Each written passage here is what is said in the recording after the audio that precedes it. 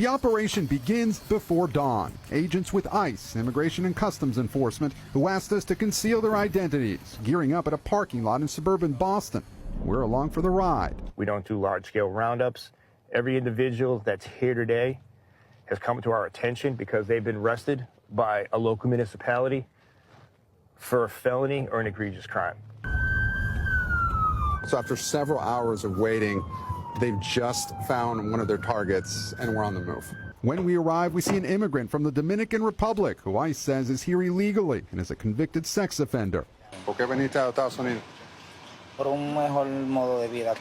tells me he came to the U.S. for a better way of life and denies the charges against him. He's led away in handcuffs. ICE agents had been watching this particular subject for at least a week. On this day, it took about 16 ICE agents to arrest 5 immigrants who ICE says are undocumented, have criminal records, and had been released on bail by local jurisdictions instead of being turned over to ICE, each requiring 40 to 80 hours of surveillance beforehand. Do you have enough resources to do this? No, we don't. And that's one of the problems that, when jurisdictions don't cooperate with us, we have to go out into the community, which puts our officers at risk. But these are the waning days of the Biden administration. President-elect Trump won, pledging to do much more, including mass deportations. And after Democratic city and state officials vowed to block Trump's deportation plan, incoming border czar Tom Homan is doubling down with this warning. If they cross our line and knowingly harbor and conceal illegal alien, well, I'm going to seek prosecution. I am concerned of what a mass deportation would look like for them. Attorney Valerie Napier is an immigrant advocate who says calls to her clinic have tripled since Trump was reelected.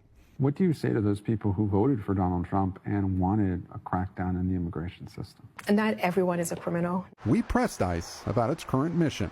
There are some who fear that ICE will also arrest, immigrants that are here that may not have criminal records. To that, you say what?